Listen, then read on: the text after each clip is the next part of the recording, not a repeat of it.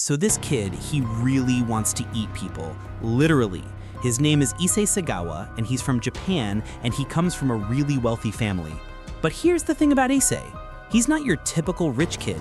This guy is small, like really small, physically weak, and from the time he's just a little boy, he's got these thoughts, dark thoughts, thoughts that would make most people sick to their stomach. Born in Kobe, Japan in 1949 to a wealthy and influential family, Issei Sagawa was reportedly small, physically weak, and developed disturbing fantasies involving cannibalism and domination from a young age. Picture this, you're in first grade, you're sitting in class, just a normal day, and you look at your classmate's leg and think, damn, that looks tasty. That's exactly what happened to little Issei. He's sitting there in class, probably supposed to be learning his letters or whatever first graders do, and he starts noticing his classmate's legs, and he says like, damn, that leg looks kind of tasty. In fact, it looks so tasty to him that he kind of has the urge to bite into it. His classmate is a boy, and he doesn't even like boys, but something about that flesh just calls to him. And that's when Issei realizes that he kind of wants to eat people. Now, most kids have weird thoughts sometimes, right? Like maybe they wonder what it would be like to fly, or they imagine being a superhero. But Issei, this kid is fantasizing about literally consuming human flesh.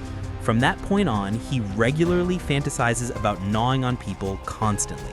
From that point on, he began to fantasize regularly about cannibalism, switching his role from the disempowered meal to the empowered consumer. As the years pass, this fantasy of his just gets stronger and stronger. We're talking about a kid who should be thinking about toys and games, but instead he's obsessing over the idea of eating people. And specifically, he develops a thing for Western women who are tall. Yet he wasn't interested in ingesting the girls of his own race. He envisioned eating large, blonde women with white skin. You know, he's a short king, so he wants to eat a tall, white woman. It's like some twisted power fantasy where consuming someone gives them their strength or something. But here's where it gets really messed up. By his teenage years, Sagawa had developed obsessive fantasies of consuming beautiful women as a means of possessing them entirely. This isn't just about hunger or some weird dietary choice. For Issei, eating someone is the ultimate form of possession. It's like he believes that by consuming their flesh, he can somehow absorb their beauty, their strength, their essence. It's completely delusional, but in his twisted mind, it makes perfect sense. Throughout his childhood and teenage years, these fantasies become more and more elaborate. He's thinking about this stuff constantly. While other kids are playing video games or hanging out with friends, Issei is mentally planning out how he would capture, kill, and eat various women he encounters. It's becoming an obsession that's taking over his entire life. Despite all these dark thoughts swirling around in his head, Issei is actually pretty smart. Despite his physical limitations and troubling thoughts, Sagawa was intelligent and academically gifted. After earning a degree in English literature at Wako University, he decides he wants to continue his education. But those cannibalistic urges, they're not going anywhere. If anything, they're getting stronger. So eventually, when Issei is in his 20s and his fantasies are driving him absolutely insane, he finally gets an opportunity to act on them. One day, around this time, he notices a young German woman living in Tokyo. Throughout 1970, he stalked a German woman living in Tokyo and eventually tracked down where she lived. She's tall and white, exactly what he's been fantasizing about all these years. So Issei, being the creepy stalker that he is, starts to follow her around, even following her to her home. In doing that, he notices that when the weather is warm, she leaves her bedroom window open at night.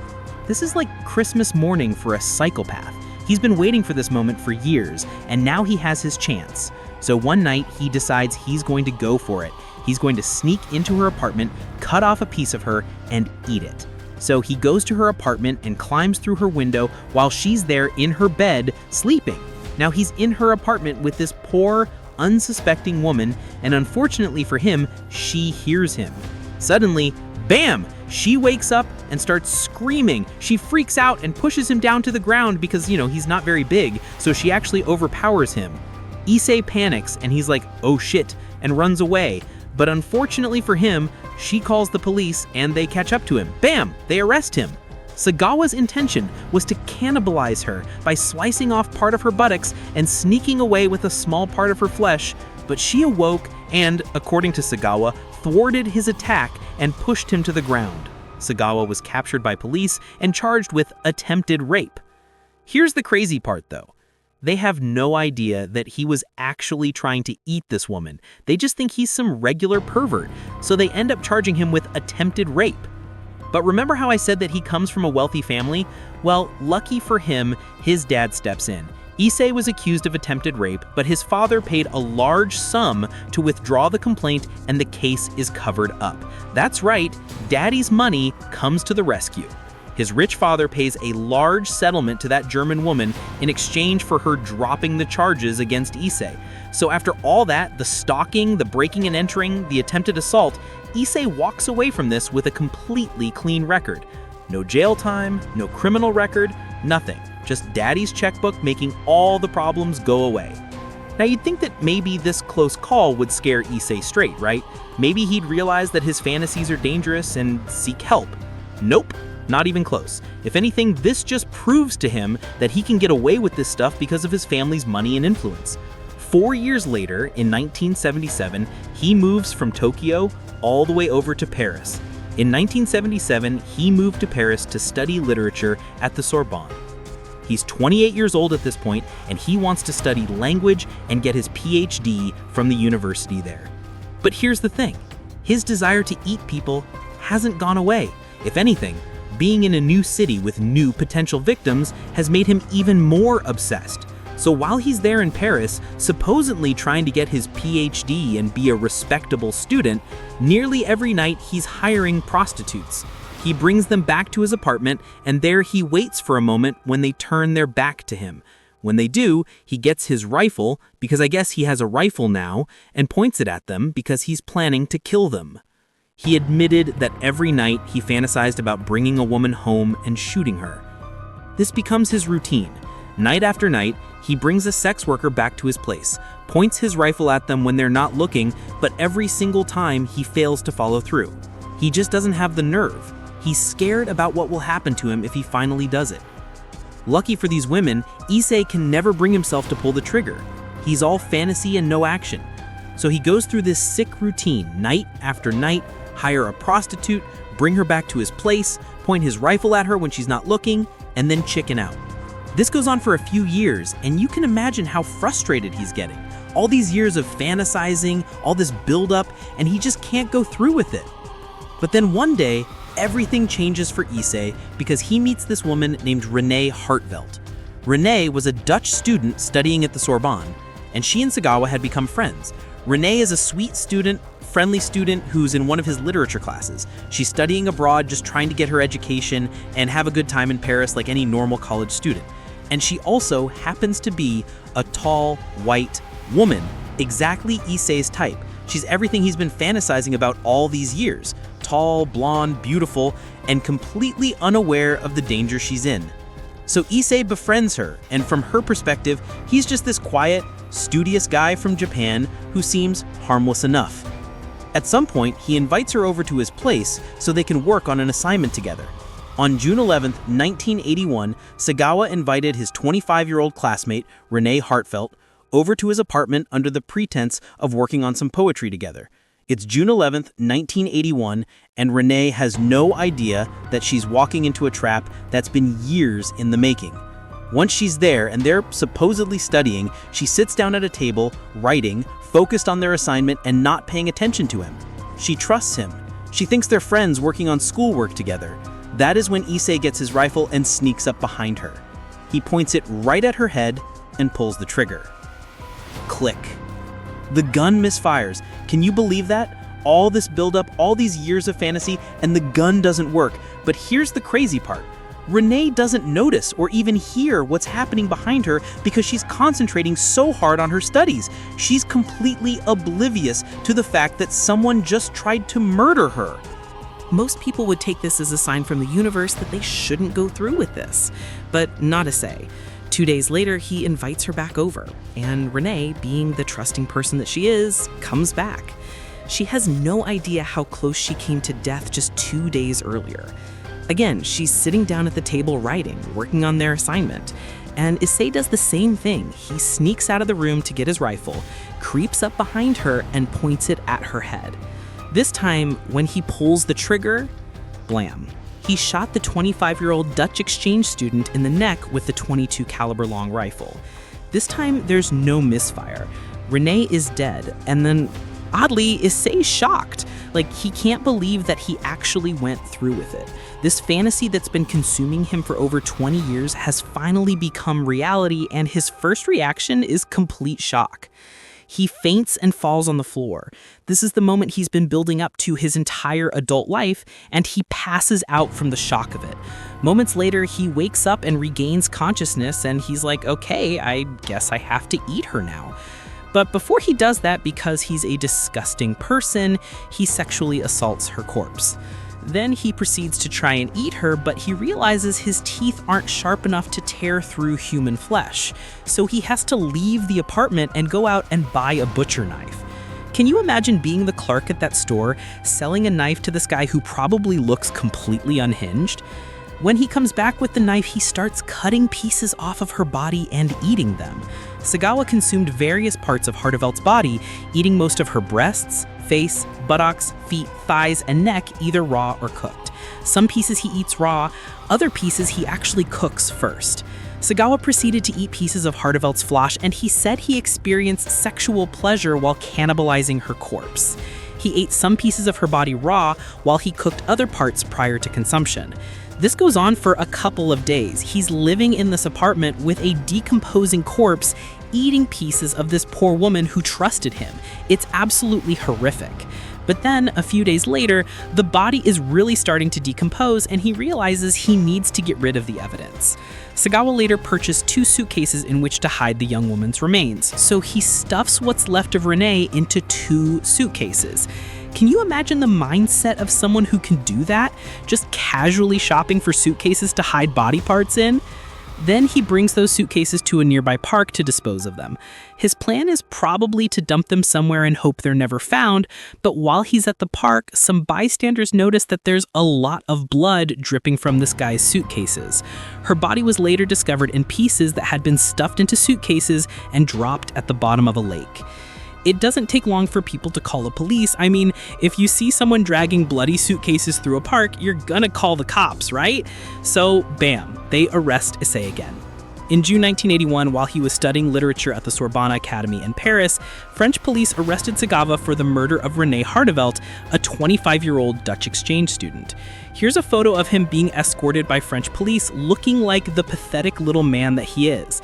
And here's another one where you can see just how small and unimpressive he looks compared to the officers. This is the guy who committed one of the most horrific crimes imaginable. Issei admits to killing Renée, and they throw him in jail. But here's where the story gets even more infuriating, because Issei is about to get kind of famous from all this. So he sits in jail for about 2 years waiting for his trial. Meanwhile, his rich dad is paying for the most expensive legal defense they can find. After his arrest, Issei Sagawa was subjected to psychiatric evaluation, which revealed his long history of mental illness and cannibalistic fantasies. He was diagnosed with a combination of schizophrenia and psychosis, and the French authorities determined that he was legally insane at the time. The psychiatric evaluation reveals his long history of mental illness and cannibalistic fantasies. They diagnose him with schizophrenia and psychosis, and ultimately the judge finds Issei legally insane and unfit to trial. So they end up dropping the murder charges and sent him to a psychiatric facility instead of prison. Think about that for a second. This man stalked, murdered, sexually assaulted, and cannibalized an innocent woman, and he doesn't get punished for it because some psychiatrist said he was crazy. As if being crazy somehow makes what he did less horrible or makes him less responsible. Eventually, he gets deported and transferred to another psychiatric facility in Tokyo, Japan. But here's the kicker: since he had been declared legally insane and the charges had technically been dropped in France, his court documents had been officially sealed. This means the Japanese government can't charge him with a crime because there are no legal documents to back it up. So, unfortunately, they have to let him go. Only 5 years after he murdered Renée Hartevelt in the most brutal way imaginable, he checks out of the psychiatric facility in Tokyo, Japan, and now he's free. Sagawa, who became known as the Kobe cannibal, raped, killed, and ate Renée Hartevelt in 1981, but he was never jailed for his crimes. He never served a single day in prison for what he did. But he has trouble getting work because, businesses tend to not hire people who eat other people. Word gets around about what he did, and most employers aren't exactly lining up to hire a known cannibal. So for a while, he's struggling to make ends meet, which honestly is the least of what he deserves. But then one day, a magazine approaches him and asks him to write an article about his crime. They offer him to pay him a bunch of money for it, and Issei realizes he's sitting on a gold mine. People are fascinated by his story, and he can profit from the horrific thing he did to an innocent woman. So he writes the article and gets paid well for it. That gives Issei an idea, and he's like, oh snap, why don't I make some money writing books? I mean, he did study literature, so he can write. So he starts writing books, novels about his crime, about his obsession with eating people, and about what he did to Renée. He does interviews and TV appearances, and he becomes kind of a minor celebrity in Japan. Can you believe that? This man commits one of the most heinous crimes imaginable, and instead of rotting in prison like he deserves, he becomes famous for it. He's making money off of having murdered and eaten someone. The guy even writes and illustrates a manga about his experience killing and eating Renée. It gets published and translated into English, and it's available on Amazon. Like, anyone can go buy it right now. Here, let me show you what this sick freak wrote. He writes, I put the 2 suitcases in front of the door. It took me 2 nights to cut Renée. In one suitcase, there was the head, arms, and legs. In the other, the torso. Why does this exist? What the fuck, Japan? How is it legal to publish and profit from detailed descriptions of murdering and cannibalizing someone? This isn't just telling a story. This is a detailed manual written by the actual perpetrator describing exactly how he dismembered and ate a human being. But wait, it gets worse. Issei doesn't just write about what he did, he becomes somewhat of a celebrity in Japanese media. He appears on talk shows, gives interviews, and is treated like some kind of fascinating curiosity rather than the dangerous predator that he is. Japanese media apparently has no problem platforming a cannibalistic murderer and letting him profit from his crimes. He writes multiple books about his experience, all of them going into graphic detail about what he did to Renée, and people buy them. People are actually paying money to read the sick fantasies and detailed crime descriptions of a man who murdered an innocent woman. It's like he's turned his victim's death into his personal brand. The really sick part is how he writes about Renée in these books. He doesn't show any remorse or acknowledge that she was a real person with hopes and dreams who trusted him. Instead, he writes about her like she was just an object that existed for his pleasure. He describes eating her like she was a meal he enjoyed, going into disgusting detail about which parts tasted better and how he prepared them. Throughout all of this, Renée's family is grieving. They lost their daughter, their sister, to this monster, and instead of him being locked away forever, they have to watch him become famous and make money off of what he did to her. Can you imagine how that must feel? Your loved one gets brutally murdered and eaten, and the killer becomes a celebrity for it. But Issei doesn't care about any of that. He's living his best life, making money off of his crime, and being treated like some kind of anti-hero by a society that's apparently forgotten that he's a murderer. He gives lectures at universities about his crime. Universities are literally paying this man to come speak to their students about how he killed and ate someone. He appears in documentaries and movies about his crime. He's consulted as an expert on cannibalism, as if his personal experience makes him some kind of authority on the subject rather than just a sick individual who acted on his twisted fantasies. The media treats him like he has insights worth sharing, rather than recognizing him as a dangerous predator who should be avoided. And through all of this, he never expresses genuine remorse. Oh, sure, he'll say the right words sometimes when he's being interviewed, but you can tell he doesn't really mean it. He's not sorry he killed Renée, he's only sorry he got caught. He's not haunted by what he did, he's proud of it. He turned his darkest fantasy into reality, and now he's profiting from it. The Japanese legal system completely failed Renée and her family. They had a confessed killer, they had all the evidence they needed, and they let him walk free because of a legal technicality. and then they allowed him to profit from his crime by writing about it and appearing in media. It's a complete miscarriage of justice.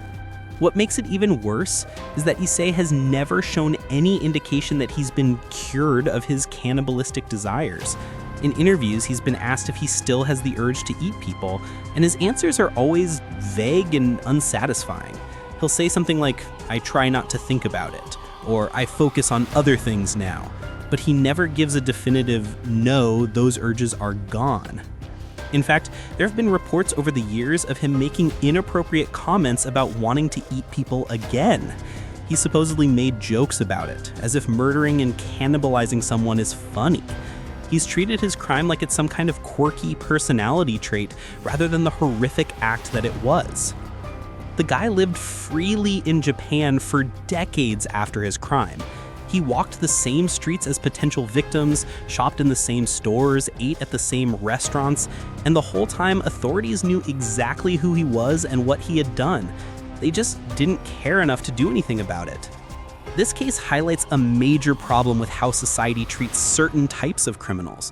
If Issei had been a poor nobody instead of coming from a wealthy family, do you think he would have gotten the same treatment? If his father couldn't afford expensive lawyers and settlements, would he have walked free? Of course not. Justice isn't blind, it's expensive. And what message does this send to other potential cannibals and murderers? That if you come from money and can afford good lawyers, you can literally get away with murder? That if you're declared mentally ill, you won't face consequences for your actions? That you can even profit from your crimes by writing books and giving interviews about them? The whole thing is a systemic failure on multiple levels. The French legal system failed by letting him off on an insanity plea. The Japanese legal system failed by not finding a way to prosecute him when he was deported. The media failed by giving him a platform and treating him like a celebrity. And society failed by consuming his content and making him rich. Meanwhile, Renée Hartevelt remains dead. She never got to finish her studies, never got to pursue her dreams, never got to fall in love or have a family or experience any of the things that make life worth living. Her life was cut short by a selfish monster who saw her as nothing more than food for his twisted fantasies. Her family never got justice. They never got closure. They had to live with the knowledge that their daughter's killer was walking free, making money off of describing how he murdered and ate her. They had to see his face in magazines and on TV talking about their loved one like she was just a meal he enjoyed. And what about other potential victims? Issei was free for decades after his crime. During that time, did he attack anyone else? Did other women have close calls with him that were never reported? We'll probably never know. But the fact that he was free to potentially harm others is terrifying. The case also raises questions about the mental health defense in criminal cases. Yes, Issei clearly had mental health issues. You don't develop cannibalistic fantasies as a child and carry them into adulthood without something being seriously wrong. But does being mentally ill excuse someone from the consequences of their actions? There are millions of people with mental health issues who don't murder and eat people. Mental illness might explain someone's actions, but it shouldn't excuse them from facing justice. And it certainly shouldn't allow them to profit from their crimes by writing books and giving interviews about them. What's particularly disturbing about Issei's case is how premeditated everything was. This wasn't a crime of passion or a moment of temporary insanity. He'd been planning this for literally decades. He stalked his first victim for months. He planned out the murder of Renée, invited her over specifically to kill her, and when the gun misfired the first time, he tried again 2 days later. That's not the behavior of someone who's completely divorced from reality.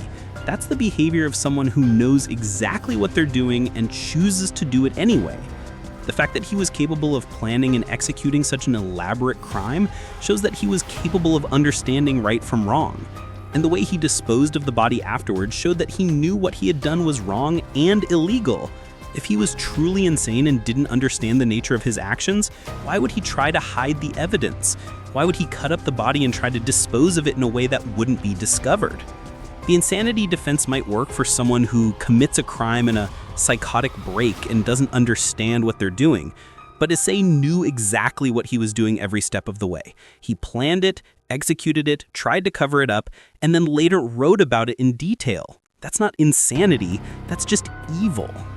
But the legal system treated him like he was some kind of victim of his own mental illness, rather than recognizing him for what he was, a murderer and a cannibal who destroyed an innocent woman's life to satisfy his own sick fantasies. He's someone who has never shown genuine remorse for what he did, and has spent decades profiting from his crime. The fact that he was able to build a career off of his crime is perhaps the most disgusting aspect of the whole thing. Imagine if other criminals were allowed to do the same thing. What if serial killers could write best-selling books about their crimes? What if rapists could give lectures at universities about their experiences? What if bank robbers could appear on talk shows describing their heists? The society would rightly be outraged by any of those scenarios. But for some reason, because Issei's crime was so unusual and bizarre, people treated it like entertainment rather than recognizing it for the horrific act that it was. Cannibalism isn't fascinating or mysterious, it's just murder with an extra layer of depravity. And the way Issei has been portrayed in media over the years has been deeply problematic. He's often described as small and harmless looking, as if his physical appearance somehow makes his crime less serious. He's portrayed as this quirky, intellectual figure rather than the dangerous predator that he is. The media has focused on the sensational aspects of his crime, rather than on the victim or the impact on her family. They've turned Renée's murder into a fascinating story, rather than treating it as the tragedy that it was. They've given Issei exactly what he wanted: attention, fame, and a platform to share his twisted thoughts with the world. Some documentaries and articles have even seemed sympathetic to Issei, portraying him as someone who was struggling with urges beyond his control, rather than someone who chose to act on those urges despite knowing they were wrong. This kind of portrayal is not only offensive to his victim and her family, but it's also dangerous because it humanizes and normalizes his behavior. The reality is that Issei Sagawa is not a complex, sympathetic figure worthy of our understanding. He's a murderer and a cannibal who destroyed an innocent woman's life to satisfy his own sick fantasies. He's someone who has never shown genuine remorse for what he did and has spent decades profiting from his crime. The fact that he was able to build a career off of his crime is perhaps the most disgusting aspect of the whole thing. Imagine if other criminals were allowed to do the same thing. What if serial killers could write best-selling books about their crimes? What if rapists could give lectures at universities about their experiences? What if bank robbers could appear on talk shows describing their heists? The society would rightly be outraged by any of those scenarios. But for some reason, because Issei's crime was so unusual and bizarre, people treated it like entertainment rather than recognizing it for the horrific act that it was. Cannibalism isn't fascinating or mysterious, it's just murder with an extra layer of depravity. And the way Issei has been portrayed in media over the years has been deeply problematic. He's often described as small and harmless looking, as if his physical appearance somehow makes his crime less serious. He's portrayed as this quirky, intellectual figure rather than the dangerous predator that he is. The media has focused on the sensational aspects of his crime, rather than on the victim or the impact on her family. They've turned Renée's murder into a fascinating story, rather than treating it as the tragedy that it was. They've given Issei exactly what he wanted: attention, fame, and a platform to share his twisted thoughts with the world. Some documentaries and articles have even seemed sympathetic to Issei, portraying him as someone who was struggling with urges beyond his control, rather than someone who chose to act on those urges despite knowing they were wrong. This kind of portrayal is not only offensive to his victim and her family, but it's also dangerous because it humanizes and normalizes his behavior. The reality is that Issei Sagawa is not a complex, sympathetic figure worthy of our understanding. He's a murderer and a cannibal who destroyed an innocent woman's life to satisfy his own sick fantasies. He's someone who has never shown genuine remorse for what he did and has spent decades profiting from his crime. The fact that he was able to build a career off of his crime is perhaps the most disgusting aspect of the whole. He should be remembered not as a fascinating character study or a cautionary tale about mental illness, but as an example of how the justice system can fail victims and their families. He should be remembered as a reminder that wealth and privilege can sometimes buy freedom, even for the most heinous crimes. Most importantly, Renée Hartevelt should be remembered not as the victim of a famous cannibal, but as the vibrant young woman she was before her life was cut short. She was a student with dreams and aspirations, someone who was kind enough to befriend a lonely classmate and trusting enough to help him with his studies. She deserved better than the fate that befell her, and she deserved better than having her death turned into entertainment. After all this, Issei doesn't eat anyone else, as far as we know. Whether that's because he satisfied his urges with Renée, because he was scared of getting caught again, or because he simply didn't have the opportunity, we'll never know. But the fact remains that he lived as a free man for decades after committing one of the most horrific crimes imaginable. Issei Sagawa, who died at age 73 of pneumonia on November 24, gained international notoriety in 1981 after he brutally murdered his classmate Renée Hartevelt. He eventually dies from pneumonia at 73 years old, having lived a long life despite what he did. He got to experience decades that Renée never had the chance to experience. He got to see the world change, to meet new people, to pursue his interests, all while she remained forever young in her grave. His death was barely noted in most media outlets. After decades of treating him like a celebrity, the world seemed to forget about him as quickly as they had embraced him. He died quietly, probably in some hospital bed, while Renée's family continues to live with the pain of their loss. And here's a picture of him in real life, looking like the pathetic little man that he was. This is the face of someone who destroyed multiple lives, not just Renée's, but her family's as well. This is someone who should have spent his life behind bars, but instead lived freely because of technicalities and wealth. The case of Issei Sagawa is a stark reminder that justice is not always served, that wealth and privilege can sometimes overcome even the most serious crimes, and that society sometimes fails to protect the innocent while celebrating the guilty.